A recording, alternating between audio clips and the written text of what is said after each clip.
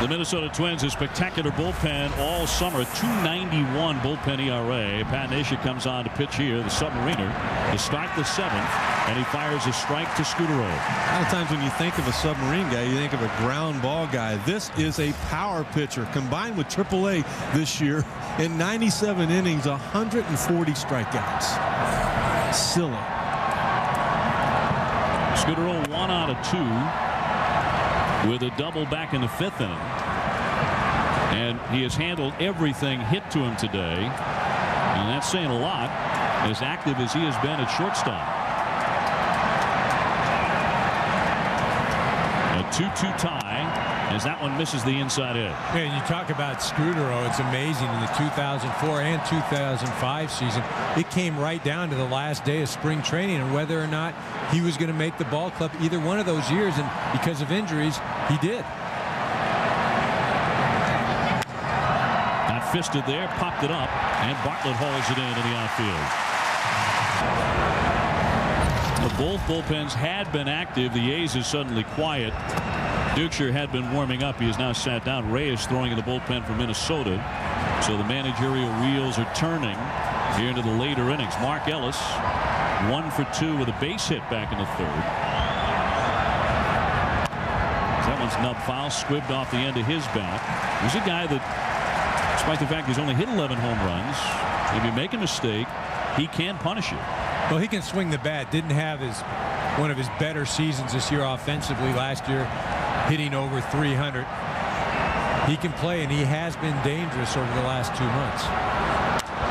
Line drive and a base hit into left. Rondell White will charge in for it, and it's a single, the 2nd of the day for Mark Ellis. Mark Kotze one batter away. Here's Kendall. He's gone 1 for 3 with a single. You talk about the top of the order, Kendall and Kotze for Oakland. It was a 20 combined big league seasons between those two guys before they finally got a taste for the first time in their careers of postseason play. That was yesterday afternoon. Kendall has come up with his first playoff hit as he fouls that one back to the net. Well, and you think about it, as a young player, if you're able to go to the postseason your first or second year, you think, hey, that's just part of the process, and you don't really take advantage of absorbing everything and taking in the whole atmosphere. And you know, these guys have waited a long time. Jason Kendall, Mark Kotze, and they're absolutely relishing this opportunity right now. Ellis at first, 1 out. Fought off the end of the bat by Kendall. Think about both of those guys with over 1,000 regular season games, not getting to the postseason. How about Hall of Famer Ernie Banks? 2,528 regular season games and never had this opportunity. That was not his fault. And yet Derek Jeter wakes up every day, the first day of spring training, his entire major league career, thinking, well, I'm playing through the end of October. Yeah, well, his schedule goes through the end of October. 5 hits for Jeter yesterday as it's fouled away by Kendall. You know what? He should make more money than most of the other players in the game, because when you think about it, he has to play in every home game in spring training because the Yankee fans expect it. And then, of course, he's going to play 155 during the regular season. He's going to play in the All-Star game, and then he's going to play through the month of October. I don't know how he does it. I don't know. The guy's overworked. I mean, I don't know how he does it. And it would be terrible to be Derek Jeter. Up, foul ground, first base side. Morneau, does he have room over near the camera? Well, he does not. And Joe Torre was talking about it after the Yankee win last night. He said it's just something in the air that brings out the best in Jeter at this time. The division series, 376. Well, you got to be looking at the American League MVP. I don't think there's any question about that. In the past, you know, we've known about the intangibles, what he does as far as being the captain and the leadership, but look at the tangibles that he put up this year with those numbers. Kendall ready again, and it's inside. Kotze waiting patiently on deck. Kendall tried to take that off that left elbow. One of the all-time leaders being hit by a pitch, 209. All-time leader there being Craig Biggio. He tried to let that one catch that armor on the left elbow. Yeah, is that a race you want to win?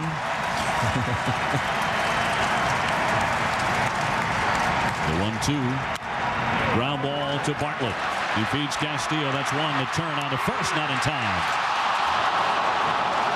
So no twin killing by Minnesota as Kendall becomes the runner at first base, and Castillo a little bit shaken up around the bag. Tough left-hander Dennis Reyes will throw to first base to check Kendall.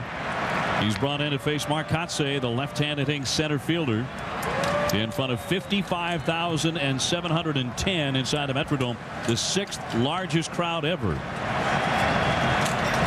to see a game in this ballpark. Kotze on the day is 0 for 3. He's also hit into a double play, but he had a wicked shot up the first base line. It looked like it was certainly going to be an extra base hit, but Morneau reached out, snagged it, made a fantastic stab, and turned it into a double play.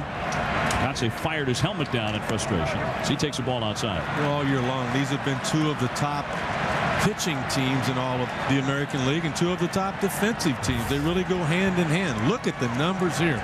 That is not a mistake. That ERA of 0.89 on the year with 66 appearances. Kotze swings and misses. Well, and that ERA is the lowest in Major League history of any pitcher with over 50 innings pitched. I mean, Reyes has had an unbelievable year, and Mark Kotze, he's faced Reyes, has not had a lot of success. 1 for 8. He's got his work cut out right now. Kendall with a short lead. That's outside. Look at the turnaround in Reyes from 2005 to 2006. Put this into perspective. You mentioned the lowest ERA in Major League Baseball with 50 innings or more. Well, you think back when to begin with, they tried him as a starting pitcher. I mean, they finally found his role, and also the way Gardenhire has handled him. The 3-1 line shot center field coming on Hunter. That's going to drop down. He dives and misses it. It's going to bounce and roll all the way to the warning track and up against the wall. The run will score. Kendall is in. Here comes Kotze rounding third. The throw home won't get him. Mark Kotze comes all the way in and inside the Parker. A stunning development here in Minnesota. Hunter, the Gold Glover, took a chance and missed, and perhaps a critical mistake today. Well, as loud as this place can get, the only voice I just heard was yours, OB. Here, Torrey Hunter makes a critical mistake with 2 outs. The last thing you want to do is play the ball into a double. He thinks he can catch the ball. He's made many great plays. Here, he just misjudges it, gets by him. This could prove to be very detrimental for this ball club. Now, Mark Kotze either thought for sure that was going to drop in for a base hit or it was going to be caught. This one scooped up by Morneau at first base. Bradley retired. Mark Kotze, gassed but happy. An inside the park 2-run homer, 4-2 Oakland.